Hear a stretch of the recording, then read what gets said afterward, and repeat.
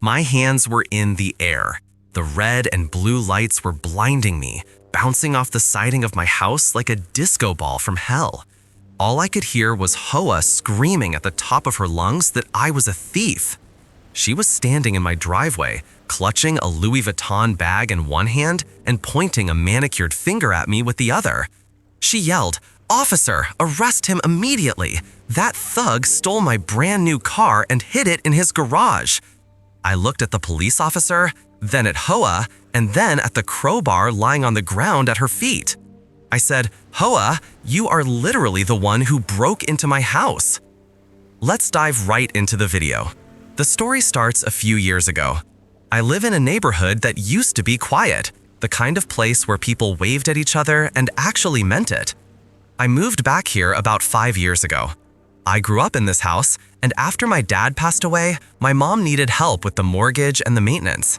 It just made sense financially for me to move into the basement suite and pay rent to her rather than throwing money away on an overpriced apartment in the city. I am not a mooch or anything. I have a full-time job as a software engineer, and I pay more than my fair share of the bills. Plus, I do all the yard work, which in this neighborhood is practically a full-time job itself. Everything was fine until the HOA elections 2 years ago. The old president, a nice guy named Bob, who mostly just wanted to make sure the community pool was clean, decided to retire and move to Florida. That created a power vacuum, and stepping into that vacuum was a woman named HOA. You have to understand the kind of person HOA is. She is the embodiment of entitlement. She drives a massive luxury SUV, wears designer tracksuits that cost more than my monthly salary, and walks around the neighborhood like she owns every single blade of grass. As soon as HOA became president, the vibe of the neighborhood shifted. It went from a community to a dictatorship overnight. She started patrolling the streets with a clipboard and a tape measure. I am not exaggerating. I once saw HOA on her hands and knees measuring the distance between a neighbor's flower pot and the sidewalk because the bylaws state it must be exactly 3 feet. She targeted everyone, but she seemed to have a special hatred for me. I think it is because I drive, or I used to drive, an older car, and she thought it brought down the property values. She would constantly send me fines for the most ridiculous things. One time, I got a $50 fine because my trash can was visible from the street at 6 in the evening on trash day. The pickup truck usually comes at 5, but they were late that day. HOA did not care. She said the rules are the rules. Another time, she fined me for having a guest park in front of my house for more than 2 hours. It was the plumber fixing a leak. The tension with HOA really ramped up a few months ago. I had been driving a beat-up 2008 Honda Civic since college. I loved that car. It was reliable, great on gas, and I did not care if it got a door ding in the parking lot. But like all good things, it eventually came to an end. The transmission started slipping, the air conditioning died 2 summers ago, and the driver's side window was stuck permanently halfway down. It was time for an upgrade. I had been saving money for years. Since I live with my mom and my expenses are relatively low, I had a nice nest egg built up. I decided I wanted to treat myself. I have always been a car enthusiast, even if my daily driver did not show it. I did a ton of research. I watched hours of YouTube reviews, compared specs, and test drove a dozen different models. I finally settled on a brand new electric SUV. It was a beautiful car. I ordered it in a very specific, custom matte gray color with blacked out rims. It was not cheap, but I paid a huge down payment and got a great financing rate. When I finally brought the car home, I was beaming. I parked it in the driveway to wash it, and that is when HOA appeared. She was walking her tiny, trembling dog that looks more like a rat than a canine. She stopped dead in her tracks when she saw my new car. She did not say congratulations. She did not say nice ride. She just stared at it with her mouth slightly open, like she could not compute that I, the guy who drove the junker Civic, could afford something this nice. She walked up the driveway, uninvited of course, and started inspecting it. She looked in the windows, she looked at the wheels, she even touched the paint, which really annoyed me because I had just washed it. She looked at me and said, quiet loudly, "Are you sure you can afford this? These payments must be drowning you." I just smiled and said, "I am doing just fine, Hoa. Thanks for your concern." She huffed, pulled on her dog's leash, and stomped away. I thought that was the end of it, just Hoa being Hoa, but I was wrong. About 2 weeks later, I was coming home from work, and I saw something that made me do a double take. Parked in Hoa's driveway was my car. Not just the same model, it was the exact same matte gray color with the exact same black rims. It was identical. Now, having the same car as a neighbor is not a crime, but this felt personal. Hoa had never expressed interest in electric cars before. She always bragged about her massive gas-guzzling SUV. It was obvious she bought it just to one-up me. She wanted to show that if I could have it, she could have it too, and probably a better version of it. Over the next few weeks, things got weird. Ho started making comments whenever she saw me. She would say things like, "Oh, I see you got the base model. I made sure to get the fully loaded package." Or she would say, "You really should wash your car more often. It looks dirty compared to mine." The funny thing is, they were the exact same trim level. I knew for a fact she did not have any features I did not have because I maxed mine out. But I never argued with her. I just nodded and went about my day. Then came the mix-ups. Because our cars looked identical, people started getting confused. The delivery driver dropped her food off at my house because he saw the gray car in the driveway. My mom almost tried to open Hoa's car door one day when she was walking past her house, thinking it was mine. Hoa hated this. She would scream at anyone who confused them. She started telling people in the neighborhood that I was copying her, even though I bought mine first. She posted on the neighborhood Facebook group saying, "Some people have no originality and just copy their superiors." I blocked her on Facebook, so I only heard about it from my neighbor Steve. Steve is a cool guy. He lives across the street and hates Hoa just as much as I do. He told me, "Watch out, man. Hoa is obsessed with your car. She told me yesterday that she thinks you are involved in something illegal to afford it." I laughed it off. I have a boring office job. The most illegal thing I do is jaywalk occasionally. But looking back, I should have taken Steve's warning more seriously. Hoa was not just jealous, she was fixating. She needed to be the queen bee of the neighborhood, and my car was threatening her status. In her twisted mind, I was a usurper who needed to be put in his place. This brings us to the day of the incident. It was a Tuesday, a completely normal, mundane Tuesday. I worked from home that day. I spent most of the morning in Zoom meetings, listening to my boss drone on about quarterly targets.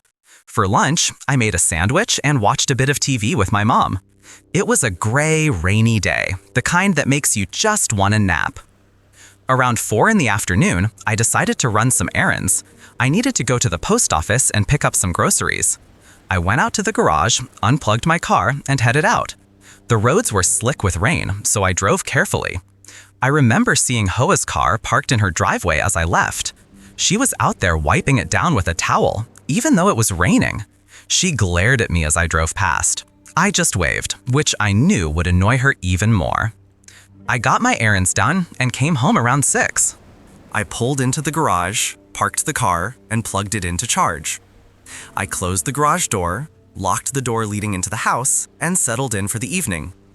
My mom made her famous meatloaf for dinner. We ate, talked about her garden, and then I went downstairs to play some video games before bed. It was a quiet night. The rain had stopped, but it was still cloudy and dark. Around 11:30, I decided to call it a night. I brushed my teeth, checked my phone one last time, and climbed into bed. I fell asleep pretty quickly. I woke up to a sound. It was not a loud bang, but a scraping sound, metal on metal. I looked at the clock. It was 2:14 in the morning. My room is in the basement, but it is a walkout basement, so I have windows that look out to the backyard. However, the garage is on the main level, directly above part of my room. The sound was coming from above me. I lay there for a second, listening. Was it a raccoon? We get those sometimes. Then I heard it again. Scrape, scrape, clank. It sounded like someone was trying to pry something open. My heart started pounding. I knew my mom was asleep upstairs on the second floor. If someone was breaking in, I had to stop them before they got to her. I grabbed my phone and jumped out of bed. I was wearing just my boxers and a t-shirt. I did not have a weapon, but I had a heavy metal flashlight that I keep on my nightstand. I crept up the stairs to the main floor. The house was dark and silent, except for that scraping noise coming from the garage. I moved through the kitchen, trying to be as quiet as possible. I could hear muttering now, a voice. It sounded angry. I reached the door that connects the kitchen to the garage. I paused, my hand hovering over the doorknob. The scraping stopped, followed by a loud curse word. It was a woman's voice. I took a deep breath, gripped my flashlight, and threw the door open. I slammed my hand on the light switch on the wall. The fluorescent lights in the garage flickered on, flooding the space with bright white light. There, standing next to my car, was HOA. She was wearing a silk robe and fuzzy slippers. In her hand, she held a rusty red crowbar. She had jammed the end of the crowbar into the gap between the driver's side window and the door frame of my brand new car. There were deep scratches in the paint. She looked up at me, blinking in the sudden light, like a deer caught in headlights, if the deer was an angry, middle-aged woman with a weapon. I yelled, "HOA, what are you doing?" She did not look scared. She did not look guilty. She looked furious. She pulled the crowbar out of my car door with a sickening crunch and pointed it at me. She screamed, You, give me my keys right now." I was so confused. I said, "What are you talking about? This is my house. That is my car. Get out before I call the police." Ho let out a screech that made my ears ring. She yelled, "Do not lie to me. I know you stole it. My car is gone. I woke up and it was gone from my driveway. I knew you took it. You were jealous of my car, so you stole it and hid it in your garage." I stared at her. The logic was so insane I could barely process it. I said, "Ho, are you crazy? We have the same car. Yours is probably parked at the grocery store, or you forgot where you left it. This is my car. Look at the license plate." She did not even look. She shouted, "I already called 911. They are on their way. You are going to jail, you thief." At that moment, I saw the flashing lights reflect against the garage windows. She really had called the police. I opened the main garage door with the button on the wall. As the heavy door rolled up, the red and blue lights flooded the garage. 2 police cruisers were parked at the end of my driveway. Ho marched out of the garage, waving her arms. She started screaming, "He is in there! He has my car! He threatened me with a flashlight!" I walked out slowly, hands visible, because I know better than to run out holding a heavy object when police are present. The officers approached cautiously. Ho was putting on an Oscar-worthy performance. She was fake crying now, pointing at me. She said, "Officer, thank God you are here. This man stole my car from my driveway tonight. I tracked it here. I caught him trying to strip it for parts." I looked at the officer closest to me. He looked tired. I said, "Officer, she broke into my garage. She has a crowbar. That is my car. I have the registration and the title inside." Ho interrupted, screaming, "Liar! He switched the plates. He is a criminal. Look at him." The officer held up a hand to silence her. He looked at Ho and said, "Ma'am, please put the crowbar down." Ho looked at the crowbar like she forgot she was holding it. She dropped it on the driveway with a loud clang. She said, "I only brought that for protection. He is dangerous." The officer looked at me. He asked, "Do you live here, sir?" I said, "Yes, I have lived here for 10 years. My mother is asleep upstairs. This woman is the HOA president. She lives 3 houses down. She broke into my garage and damaged my vehicle." Ho gasped. She said, "Damaged your vehicle? I was trying to rescue my property. He stole it." The officer turned to Ho. He asked, "Ma'am, are you saying your vehicle was stolen tonight?" Ho nodded vigorously. She said, "Yes, I went to check on it before bed and it was gone. I knew he took it. He has been jealous of me since I bought it, so I walked over here and I saw it through the garage window." I interjected, "My garage does not have windows on the door, Hoa. You cannot see inside unless you open it." How did you get the garage door open? Hoa froze. She stammered, I have a master code for emergencies. As the HOA president, I am authorized to enter any property in case of a violation or emergency. The officer raised an eyebrow. He said, Ma'am, being the HOA president does not give you the legal right to enter a private residence without permission, especially not to break into a garage. Hoa crossed her arms. She said, It does when a crime has been committed. Arrest him. The second officer had walked over to my car. He ran the license plate. He called out to his partner. Plate comes back to this address, registered to the gentleman standing right there. I looked at Hoa. I said, See? Hoa shook her head. She said, He hacked the system. He is a computer guy. He changed the records. The officer sighed. He looked at Hoa and asked, Ma'am, where do you live? She pointed down the street. She said, The White House with the columns, number 404. The officer said, Okay, let's go take a look at your driveway. If your car was stolen, we need to take a report. Hoa smirked at me. She said, Good, then you will see I am telling the truth. We all walked down the street, the officers, Hoa, and me. My mom had woken up by now and was standing on the porch in her bathroom, looking terrified. I told her it was okay and to stay inside.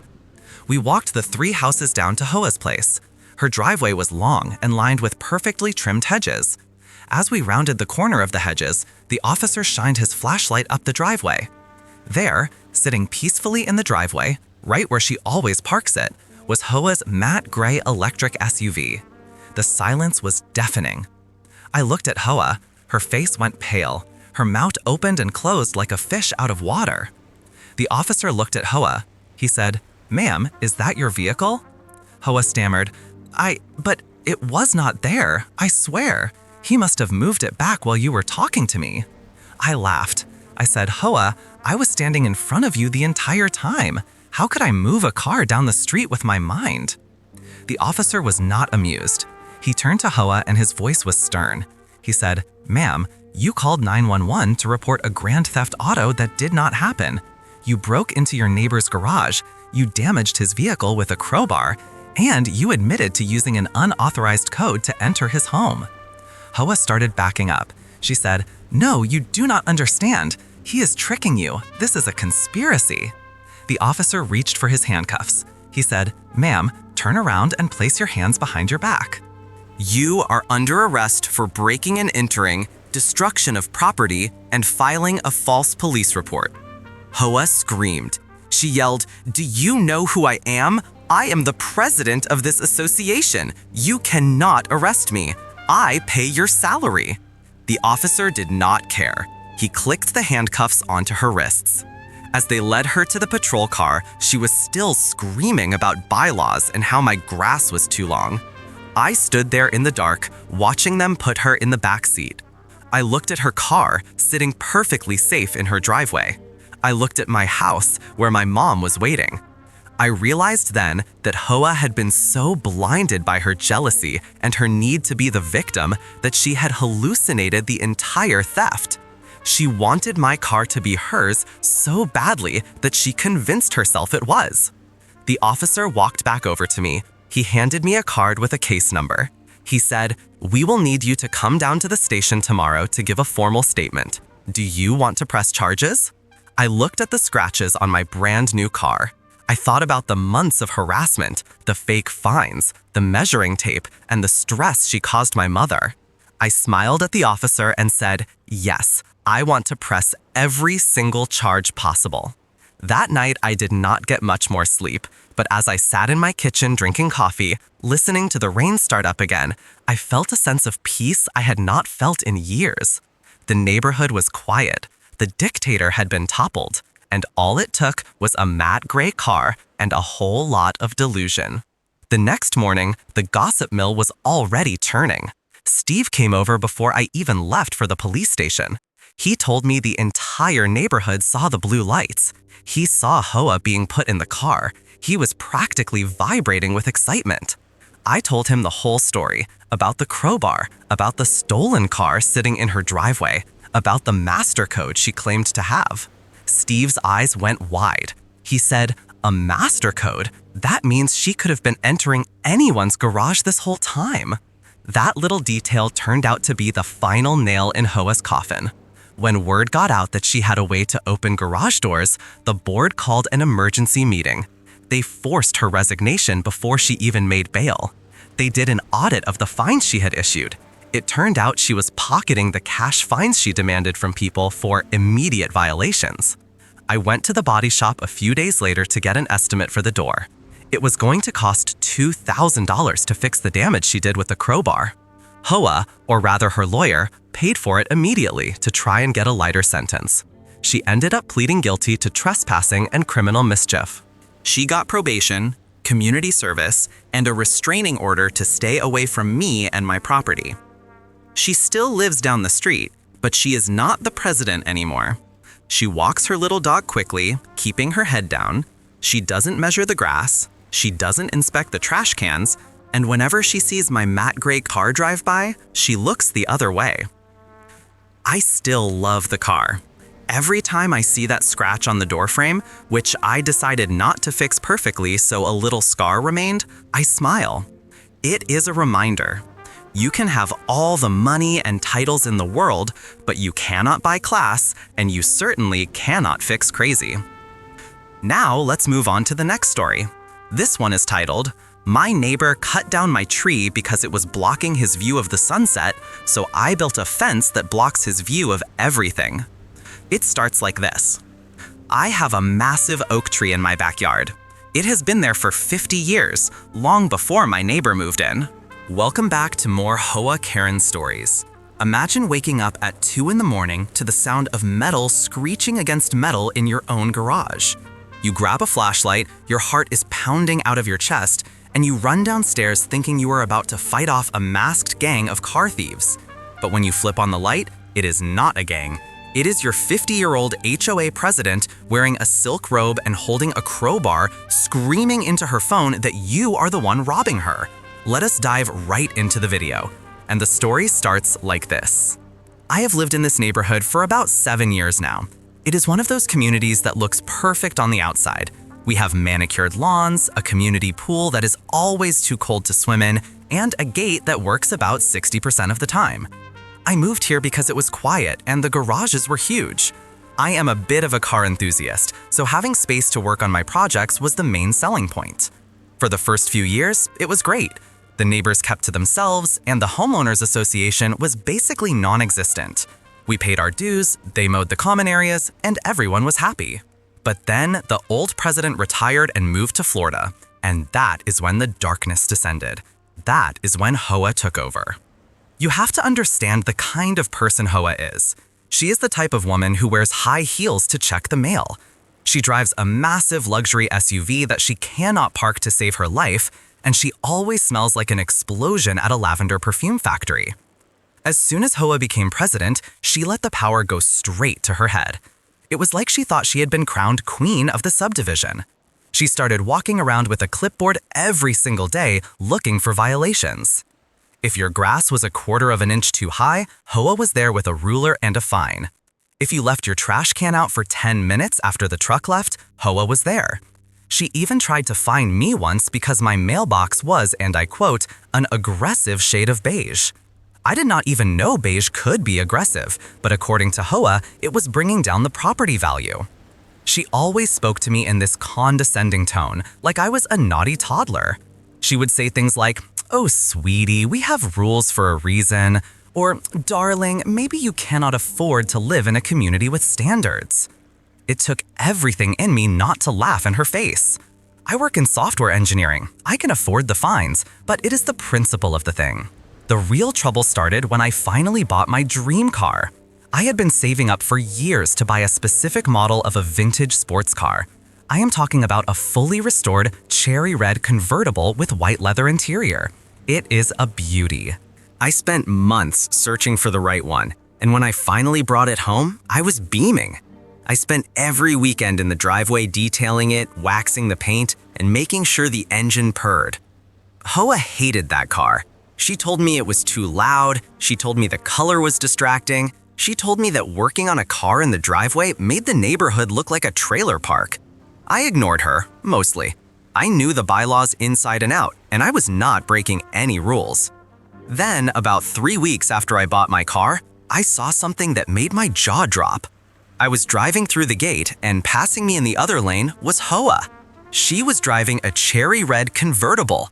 It was not the same vintage model as mine. Hers was a brand new modern version, but the color was identical. The interior was white leather. It was like a cheap modern knockoff of my car. I remember staring at her as we passed each other. HOA just adjusted her oversized sunglasses and gave me this smug little smirk, like she had won a competition I didn't even know we were playing. I thought it was pathetic, honestly. She obviously bought it just to one-up me. But I let it go. I parked my car in the garage and went about my life. A few days later, the letters started coming. HOA sent me a violation notice claiming my car was an unauthorized commercial vehicle because it looked too professional. She sent another one claiming I was running an illegal dealership because I had 2 cars. It was harassment, plain and simple. I replied to every letter with highlighted sections of the bylaws proving her wrong, which only made her angrier. That brings us to the incident.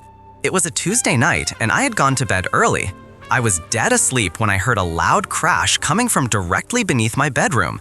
My bedroom is right above the garage. I sat up, instantly awake. Then I heard the sound of the garage door motor straining, like it was trying to open but was stuck. I grabbed my phone and the heavy maglite flashlight I keep on my nightstand. I crept out into the hallway. The house was pitch black. I could hear rustling downstairs and the distinct sound of someone cursing. My first thought was that someone was trying to steal my tools. I have thousands of dollars worth of equipment down there. I made my way down the stairs, trying to be as quiet as possible. When I got to the door that connects the laundry room to the garage, I could smell it. That overwhelming chemical lavender perfume. It was seeping through the cracks around the door.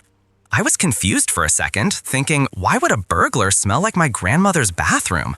I threw the door open and flipped the light switch. The scene in front of me was so absurd that my brain took a few seconds to process it. My garage door was partially open, maybe about 2 feet off the ground. Standing next to my cherry red convertible was HOA. She was wearing a silk floral robe and fuzzy slippers. She had a crowbar in one hand, and she had used it to smash the driver's side window of my car. There was glass everywhere. She froze when the lights came on. We just stared at each other for a heartbeat. I yelled, "HOA, what are you doing?" She did not apologize. She did not run. Instead, her face twisted into a mask of pure fury. She pointed the crowbar at me and screamed, "You thief! I knew it! I knew you stole it!" I looked at my shattered window and back at her. I said, "Are you insane? You just smashed my window." HOA pulled her phone out of her robe pocket and dialed 911 immediately. She put it on speaker, I guess, so I could hear her destroying me. She screamed into the phone, "Help! I need police at 1242 Oak Lane immediately! I have caught a car thief in the act! He is violent! He is attacking me!" I stood there with my mouth open. I shouted, "HOA, you broke into my house! This is my garage!" She turned her back to me and kept yelling at the operator. She said, "He stole my car and hid it in his garage. I tracked it here. He is threatening me with a weapon. Please hurry. I am an older woman and I am terrified." The operator was trying to calm her down, asking if she was safe. HOA looked over her shoulder at me, smirked, and then started fake crying. She sobbed, "Oh God, he is coming at me. Please help." I realized then that arguing with her was useless. I stepped back into the laundry room and called 911 myself. I told them, "Listen, my neighbor has broken into my garage and is currently destroying my property. She is also on the phone with you guys claiming I am the thief. Please send someone before I lose my mind." For the next 10 minutes, it was a standoff. I stood in the doorway ensuring she did not do any more damage, and she stood by my car, tapping her nails on the hood and glaring at me. She kept muttering things like, "Just you wait," and "You are going to jail tonight, Buster." When the police arrived, it was like a circus. 3 cruisers pulled up. Because HOA had claimed I was violent, they came to the door with guns drawn. I walked out the front door with my hands in the air, shouting that I was the homeowner. They patted me down and had me sit on the front curb. Meanwhile, Hoa came strutting out of the garage like she had just survived a war zone. She ran up to the first officer and started grabbing his arm. She shrieked, "Officer, arrest him! That man stole my car! I found it hidden in his garage! He tried to hit me with a flashlight!" The officer looked at her, then at me, sitting calmly on the curb. He asked, "Ma'am, is this your residence?" Hoa huffed and said, "No, I live 3 streets over. I am the HOA President. I came here to retrieve my stolen property." The officer frowned. He asked, "So you entered this man's garage without his permission?" Hoa rolled her eyes. She said, "Permission? I do not need permission to recover what is mine. That car in there is my cherry red convertible. He stole it from my driveway while I was sleeping." I spoke up from the curb. I said, "Officer, my registration, title, and insurance are in the glove box of that car. The car is registered to me. I have owned it for months. If you go to this woman's house, I guarantee you will find her car sitting in her driveway." Hoa laughed. It was a shrill, awful sound. She said, "Do not listen to him. He probably switched the plates. He is a master criminal." The police officer signaled for his partner to go check the car in the garage. He then asked Hoa for her ID. She handed it over with a flourish, acting like it was a VIP pass. The partner came back out a minute later holding my registration papers. He walked over to the lead officer and whispered something. The lead officer nodded and looked at Hoa. He said, "Ma'am, this vehicle is registered to this address. The VIN number matches the paperwork. The owner listed is the gentleman sitting on the curb." Hoa turned purple. She stomped her slipper-clad foot on the pavement. She screamed, "That is impossible! He forged the documents. He is a hacker. Look at the car. It is red. My car is red. Therefore, it is my car." The officer sighed. He looked exhausted. He said, "Ma'am, lots of cars are red. That does not make them yours. Now, did you break the window of the vehicle?" Hoa crossed her arms. She said, "I had to gain access. He locked it." At that moment, the radio on the officer's shoulder crackled. It was dispatch. The voice said, "Unit 4, we have verified the residence of the complainant. A cherry red convertible is currently parked in the driveway of 1500 Maple Drive. The vehicle is secure." The silence that followed was heavy. I looked at Hoa. The officers looked at Hoa. Even my neighbor Dave, who was watching from his porch, looked at Hoa. She started sputtering. She said, "Well, he must have put a decoy there. He cloned my car. Do you not see what is happening? He is gaslighting me." The officer had heard enough. He walked over to me and said, "Sir, you are free to get up. I apologize for the inconvenience. Do you wish to press charges for the break-in and the damage to your vehicle?" I stood up and brushed off my pants. I looked Hoa dead in the eye and said, "Yes, I want to press every charge possible." She broke into my home, destroyed my window, and tried to frame me for a felony. The officer nodded. He turned to Hoa and pulled out his handcuffs. He said, "Ma'am, turn around and place your hands behind your back. You are under arrest for burglary, destruction of property, and filing a false police report." You would have thought they were murdering her. Hoa let out a scream that probably woke up the next town over. She started thrashing around, yelling, "Do you know who I am? I am the president of this association. I sign your paychecks. I will have you fired. I will have you all deported." They had to wrestle her into the back of the cruiser. She lost one of her fuzzy slippers in the struggle. As they closed the door, I could still hear her muffled screaming through the glass. They hauled her off to the county jail. I spent the next hour giving a statement and showing the police the footage from my security cameras. Yes, I have cameras in the garage, and yes, the footage of Hoa prying my garage door open with a crowbar was in high definition. I thought that would be the end of it. I thought, surely this is rock bottom for her. I was wrong. Hoa bailed out the next morning. And do you know what the first thing she did was? She did not apologize. She did not go into hiding. She went straight to the HOA office and printed out a fine. I came home from work to find a notice taped to my front door. It read, "Violation of community conduct. Resident engaged in criminal activity causing a police presence. Fine amount, $5,000. She was fining me for the police coming to arrest her. I was honestly impressed by the level of delusion. I took a picture of the fine and the picture of my smashed window and uploaded them to the neighborhood Facebook group. I captioned it, "HOA breaks into my house, gets arrested, and then fines me for it. Who wants to impeach her?" The post blew up. It got hundreds of comments. People were sharing their own stories of HOA's terror. It turns out she had fined a family for having a baby that cried too loudly, and she had threatened to tow a doctor's car because he was on call and parked in the street for 10 minutes. We called an emergency board meeting for that weekend. The community center was packed, standing room only. HOA showed up wearing a neck brace and carrying a cane, claiming the police had brutalized her. She tried to open the meeting by banning me from the room.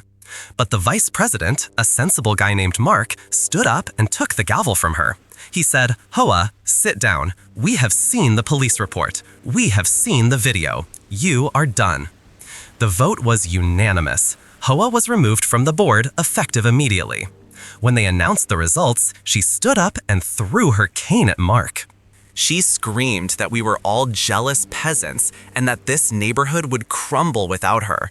Security had to escort her out while she shouted threats at everyone. But here is the best part. The legal system does not care if you are an HOA president. The district attorney saw the video footage and decided to make an example of her. Because she had used a weapon, the crowbar, the charges were upgraded.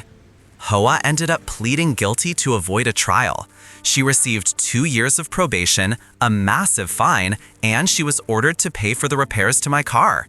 But the cherry on top was the restraining order. The judge ordered her to stay 500 feet away from me and my property at all times. Since she lived 3 streets away, this made her life very difficult. She could not use the main gate because it passed by my house. She had to use the service entrance in the back, which added 10 minutes to her commute. Eventually, the shame was too much. A for sale sign went up in her yard about 2 months later. I saw the moving trucks last week. As they were loading her luxury furniture, I sat in my driveway in a lawn chair polishing my cherry red convertible. HOA came out of her house and saw me. She stopped, glared, and looked like she wanted to march over and scream one last time. But then she looked at the ankle monitor she was wearing as part of her probation. She huffed, turned around, and got into her car. She drove off, and I have not seen her since. The neighborhood is quiet again. The new president is a nice lady who bakes cookies for everyone. And my car? It looks better than ever with the new window HOA paid for. So, if you ever have an HOA president who thinks they are above the law, just remember, get cameras, keep your receipts, and never underestimate the power of a Karen with a crowbar.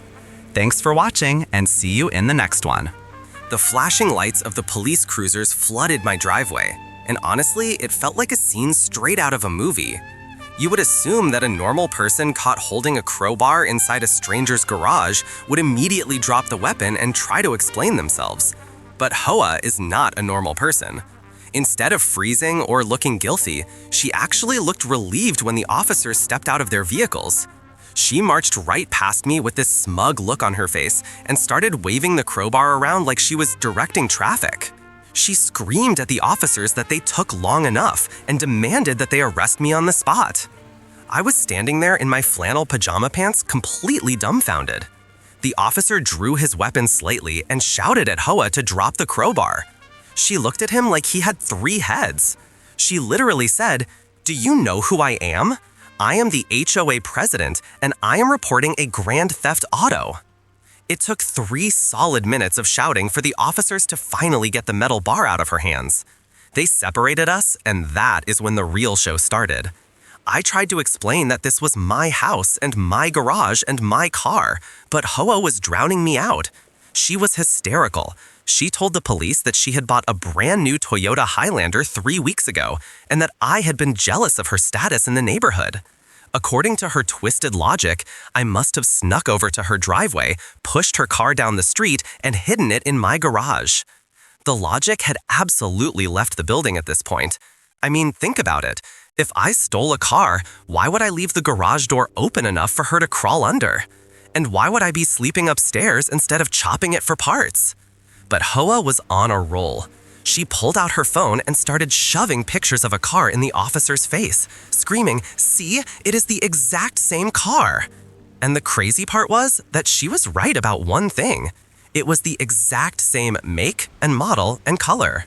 I told the officer that my registration was in the glove box. HOA gasped and shouted, "Do not let him touch the evidence. He is going to destroy the VIN number." I have never seen someone so confident while being so incredibly wrong. The officer told me to stay put, and he walked over to the car to check the papers. HOA was smirking at me the entire time.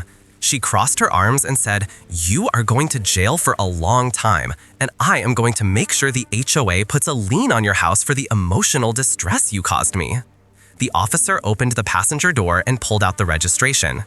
He looked at the paper, then he looked at the VIN on the dashboard, and then he looked back at the paper. He walked over to HOA and asked to see her identification. She handed over her driver license with this arrogant little flip of her wrist. The officer compared the names. He cleared his throat and asked HOA if she was aware that the vehicle in the garage was registered to me and had been purchased a month before she even claimed hers was bought.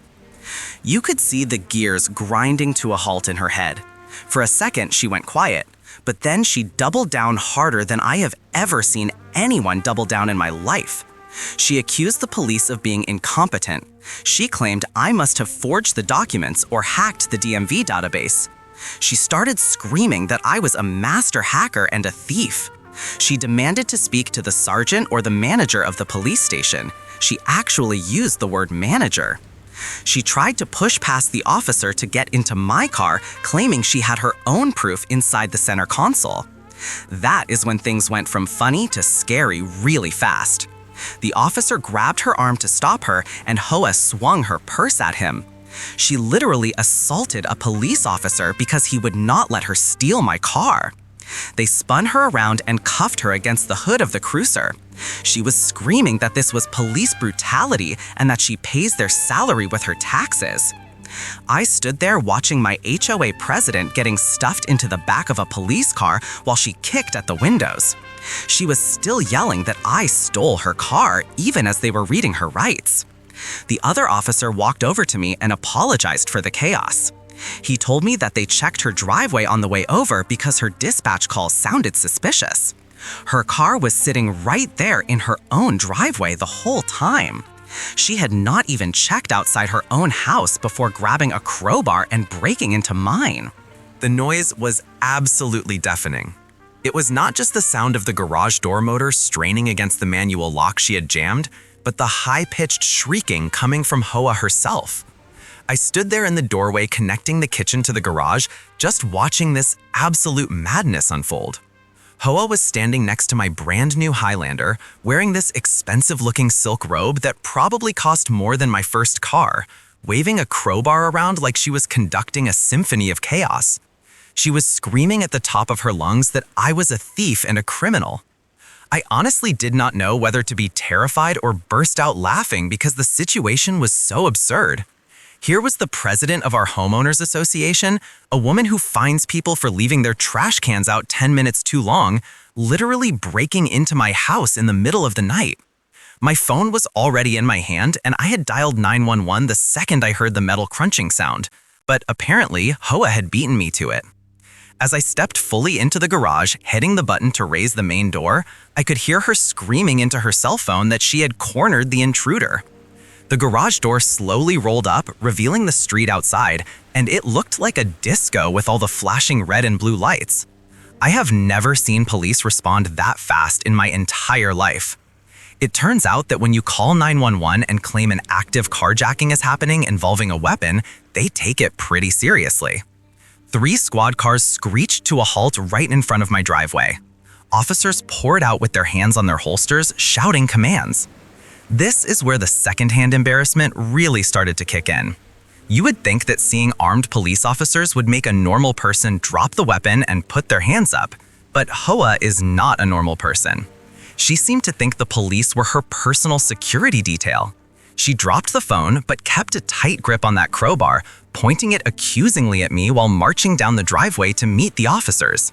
She was yelling, "Officer, arrest him immediately! He stole my car! I caught him red-handed!" The lead officer, a tall guy who looked like he had absolutely no patience for nonsense at 3 in the morning, immediately shouted at her to drop the weapon. Hoa actually paused and looked offended.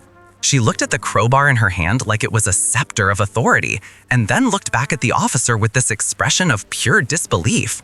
She screamed back, "I am the victim here. I am Mrs. Hoa. I am the HOA President. He is the thief." It took 3 officers screaming at her to drop the bar before she finally let it clang onto the concrete driveway. Even then, she let out this dramatic huff, crossing her arms over her silk robe and tapping her foot. I walked out of the garage slowly, keeping my hands very visible because I did not want to get tackled by mistake. By now, the entire neighborhood was waking up. I could see lights flipping on in the houses across the street. The Johnsons next door were already on their porch, and I could see the glow of phone screens recording the whole thing. The police separated us immediately. 2 officers pulled me aside near the garage door, while the lead officer and his partner tried to deal with Hua near the sidewalk. I could hear her voice echoing off the houses. She was going on a rant about how she bought a brand new Highlander 3 weeks ago and how I had been eyeing it with jealousy. She claimed I must have hotwired it and drove it into my garage to hide it. The officer talking to me was pretty calm. He asked me if this was my residence and if the vehicle belonged to me. I explained that yes, I have lived here for over 20 years, and yes, I bought the car a month ago. I told him the registration and title were in the glove box and my ID was in my pocket. He nodded and went to check the car.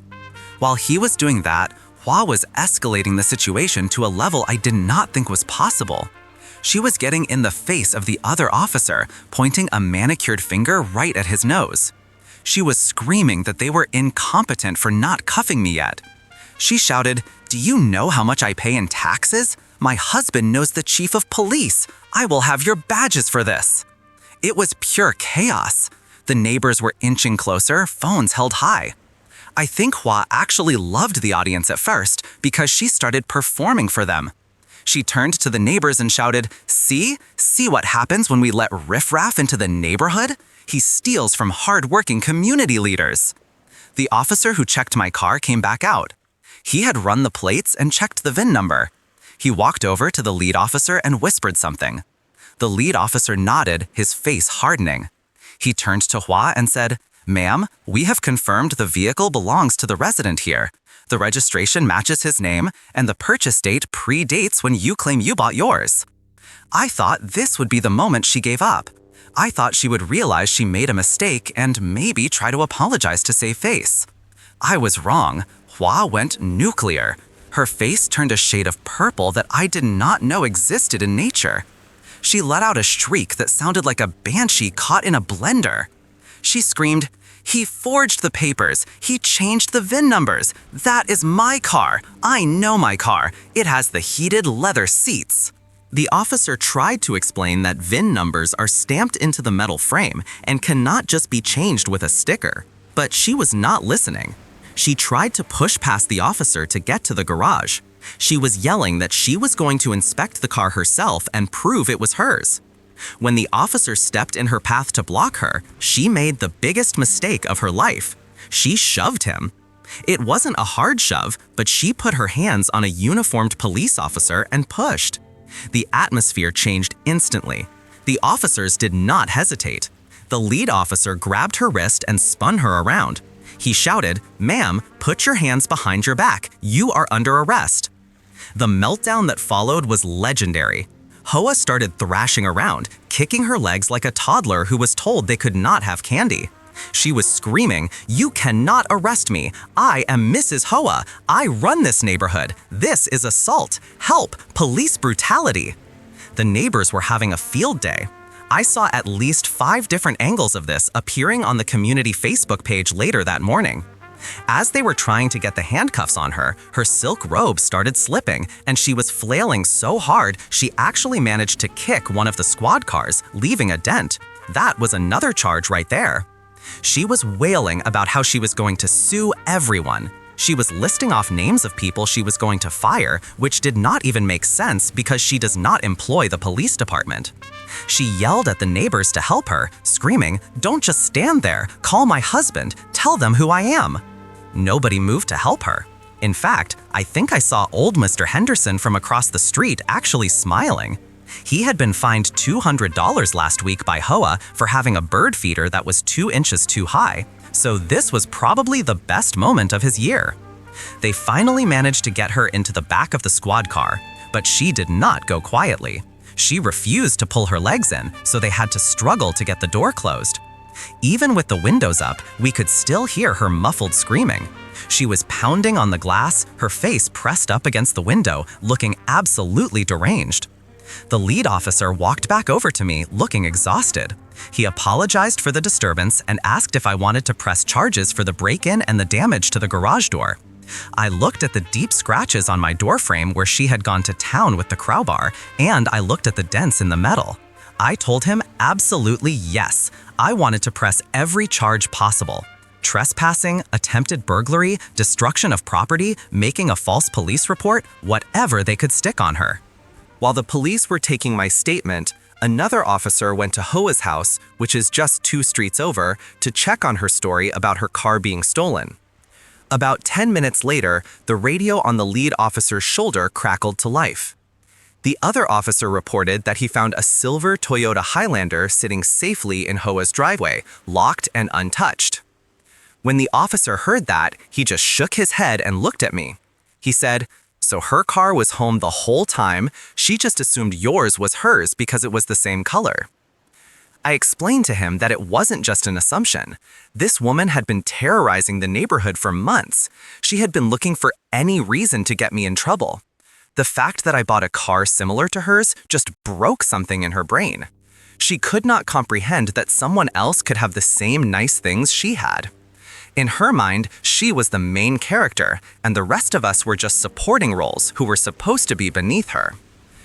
As the tow truck arrived to take HOA's car, wait, no, they didn't take her car, they just took her. But as the squad car finally pulled away with HOA in the back, the silence that fell over the street was heavy. The neighbors didn't go back inside immediately. We all kind of stood there on our lawns, looking at each other, processing what had just happened. It is not every day you see the neighborhood tyrant get hauled off in cuffs while wearing luxury sleepwear. I walked over to the Johnsons next door, who were still holding their phones. Mrs. Johnson looked at me and said, "I got the whole thing, the shove, the arrest, everything. I am sending this to the group chat right now." I went back inside my house, but I could not go back to sleep. The adrenaline was pumping too hard. I sat at my kitchen table and watched the sun come up, thinking about how much this was going to change things. The HOA bylaws have a specific clause about board members being removed if they are convicted of a crime, especially one involving moral turpitude or violence. I am pretty sure assaulting a police officer and attempted burglary covers that. The aftermath was exactly as messy as you would expect. HOA spent the night in jail. Her husband had to bail her out the next morning, and apparently he was furious, not at the police, but at her. The rumor mill in the neighborhood is extremely efficient, and word got around that he had been telling her to stop obsessing over me and my house for weeks. He knew she was going off the deep end, but he didn't realize she was at the point of breaking and entering with a weapon. When the body cam footage and the neighbor's cell phone videos were released during the legal proceedings, it was humiliating for her. You could see the exact moment she realized she had lost control. And instead of backing down, she chose violence.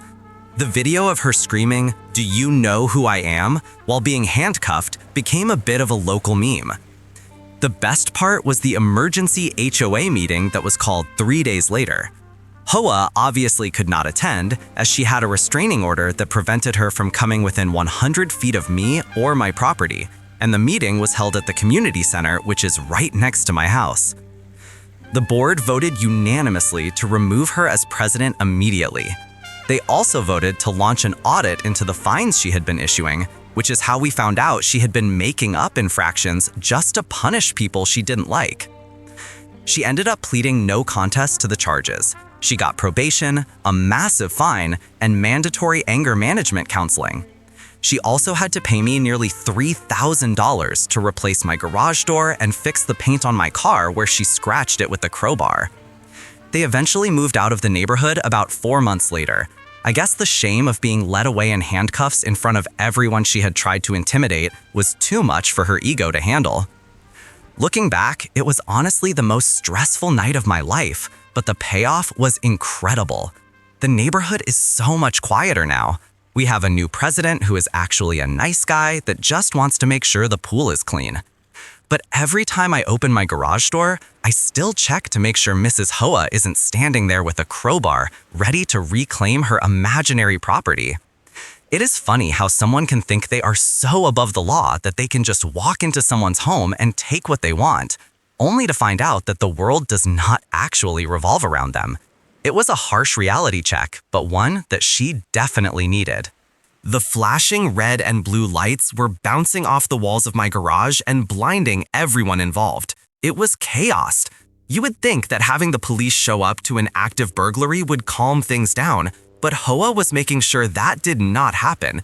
She was standing in my driveway, waving her arms around like a windmill, screaming at the top of her lungs that I was a thief and a criminal.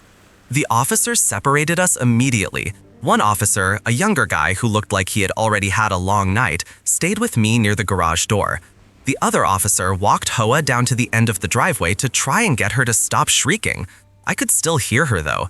She was yelling about how I had stolen her brand new car right out of her driveway and hid it in my garage. She kept pointing at my Highlander and shouting that it was hers. I tried to stay calm because I knew getting angry would not help my case. The officer asked me what happened. I explained everything clearly. I told him I was asleep, heard a massive crash, came downstairs, and found Hoa inside my closed garage with a crowbar trying to jimmy the lock on my driver's side door. I pointed out the scratches on the handle and the dents in the frame where she had been going to town on my poor car. The officer looked at the car, then looked at the garage door, which had obviously been forced open. He asked for my identification and proof of ownership for the vehicle. This is where I knew I had her. I keep all my important documents in a fireproof safe in my home office, but I had the registration card in the glove box. I asked the officer if I could retrieve it. He nodded and followed me to the car. I unlocked it with my key fob. That was the first strike against Hoa's story. If I had stolen her car, I probably would not have the factory key fob that unlocked it perfectly. I grabbed the registration and insurance card and handed them over. The officer shone his flashlight on the documents. He checked the VIN on the paper and compared it to the VIN on the dashboard. It was a perfect match. He checked the name on the registration. It was my name. He checked the address. It was my address. He let out a long sigh, the kind of sigh that tells you he is about to deal with a mountain of crazy. He told me to wait right there and walked over to his partner and Hoa. I watched from the garage. I could not hear exactly what he said, but I saw Hoa's face go from smug to purple in a matter of seconds. She started stomping her foot. I am not exaggerating. She was literally stomping her foot on the pavement like a toddler who was told they could not have candy. She pointed at me again, and I could hear her screaming that I must have forged the documents. She claimed I was a master forger and that I had printed those papers out before I stole the car. It was insane. She demanded that they check her driveway because her car was missing. The officers decided to humor her.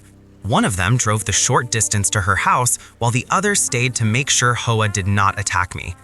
About 5 minutes later, the patrol car came back. The officer got out and shook his head.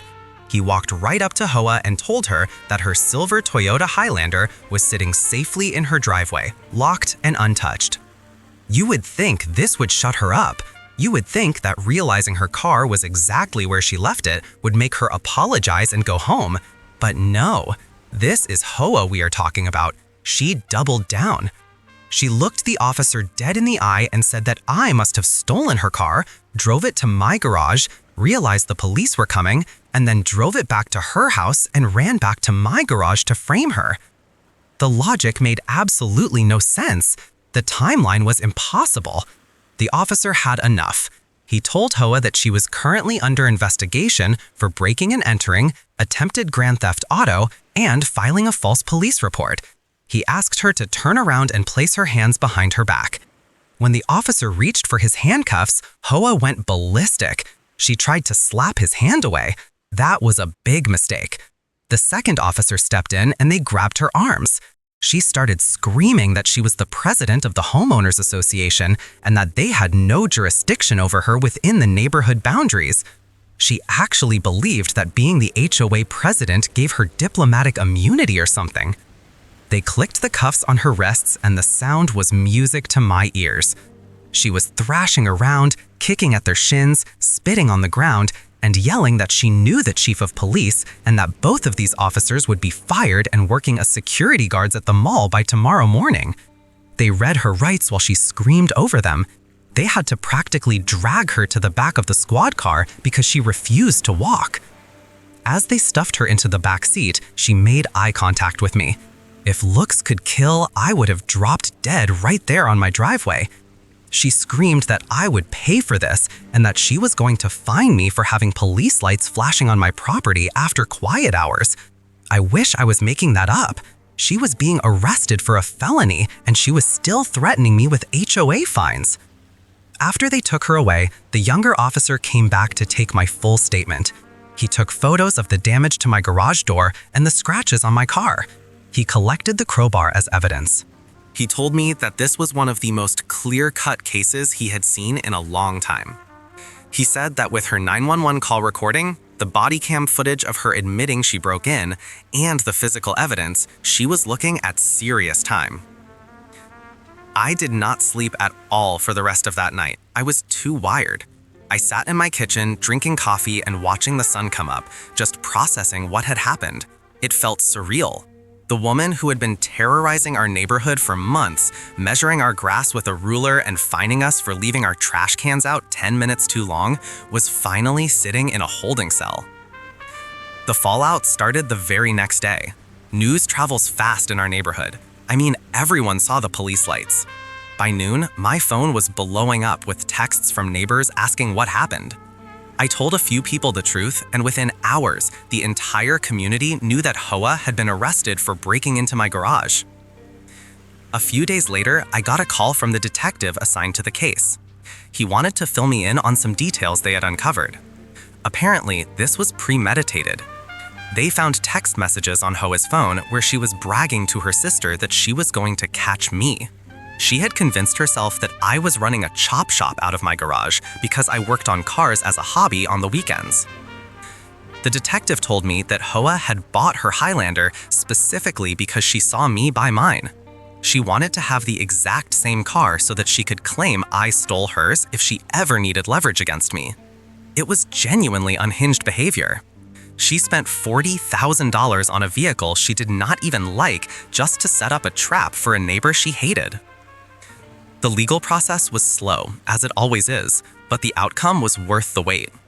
HOA was charged with burglary, attempted auto theft, filing a false police report, and resisting arrest. Her lawyer tried to argue that she was having a mental health episode, but the judge was not buying it. The evidence of her planning this for weeks destroyed that defense. She ended up taking a plea deal to avoid a lengthy trial. She pleaded guilty to burglary and filing a false report. She was sentenced to 18 months in prison, 3 years of probation, and she had to pay me $5,000 in restitution for the damage to my car and my garage door. But the best part was what happened with the HOA.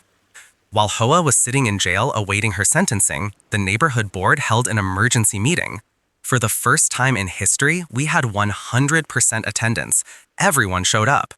The vice president, a nice older guy named Bob, who had been too afraid of HOA to speak up before, called the meeting to order. The first order of business was a vote to remove HOA from her position as president immediately. It was unanimous. Not a single person voted to keep her. Even her friends in the neighborhood, the few she had left, voted her out because they did not want to be associated with a criminal. Then came the financial audit. Since HOA was no longer in charge, the board decided to bring in an independent auditor to look at the books. They wanted to see where all the money from those ridiculous fines she had been collecting was actually going. It turned out that HOA had been using the HOA funds as her personal piggy bank. She had been writing checks to herself for consultation fees and reimbursement for expenses that never existed. She had used our dues to pay for her landscaping, her pool maintenance, and even that new Highlander she bought to frame me. The board was furious. They filed a civil lawsuit against her to recover the stolen funds. Since she was already going to prison and had significant assets, they were able to put a lien on her house. About 2 months after her arrest, I received a letter in the mail from the new HOA board. It was an apology letter. It stated that all the violation notices HOA had sent me over the last year were null and void. They wiped my record clean. And enclosed with the letter was a check. They were refunding me for every single bogus fine I had paid, plus interest. It was a check for over $1,200. I took that check and treated myself to a nice dinner, and then I put the rest into upgrading the security system on my house, just in case HOA ever comes back. But I do not think she will be coming back to this neighborhood. While she was in prison, her husband put their house up for sale. I guess he could not afford the mortgage and the legal fees on his own. Or maybe he just died of embarrassment. Either way, the house sold pretty quickly to a nice young couple with a golden retriever. They are the complete opposite of HOA. They are friendly, they wave when you drive by, and they actually follow the rules without being obsessive about them. The day the moving trucks came to take HOA's stuff away was like a neighborhood holiday. People were actually sitting on their porches drinking iced tea and watching the movers load up the boxes. It was a collective sigh of relief for the entire street. We felt like we could finally breathe again. I still drive my Highlander. I got the door fixed and the scratches painted over so it looks good as new. Every time I get into it, I smile a little bit. That car is a trophy now. It is the car that took down the tyrant of our neighborhood. A few weeks ago, I ran into Bob, the new HOA president, at the grocery store. He told me that he had heard from a friend of a friend that HOA is having a terrible time in prison. Apparently, she tried to complain to the warden about the quality of the food and demanded to speak to the manager of the facility. She got sent to solitary confinement for starting a riot in the cafeteria when they would not give her organic vegetables. Hearing that gave me a sense of peace that is hard to describe. Knowing that she is somewhere where her entitlement means absolutely nothing, where she has to follow strict rules or face consequences, feels like poetic justice. She spent years making us feel like prisoners in our own homes with her rules and her fines, and now she is the one living in a cage. The neighborhood has completely changed since she left. We started having block parties again. People leave their garage doors open while they do yard work without fear of being cited. Kids play in the street. It feels like a community again. I learned a lot from this whole experience. I learned to trust my instincts. I learned the importance of having cameras and keeping good records. But mostly, I learned that even the biggest bullies eventually pick a fight they cannot win. HOA thought she was untouchable. She thought she could rewrite reality just because she had a title and a loud voice. She thought she could break into my home and ruin my life just to satisfy her own petty grudge. She was wrong. And now, every time I pull into my garage and hit the button to close the door, I take a second to appreciate the silence. No metal scraping, no screaming, just peace and quiet. Justice was not just served, it was served on a silver platter with a side of restitution checks and a new set of neighbors. And honestly, it tastes delicious. That wraps up this story. It is a long road to get justice sometimes, but when it finally lands, it lands hard.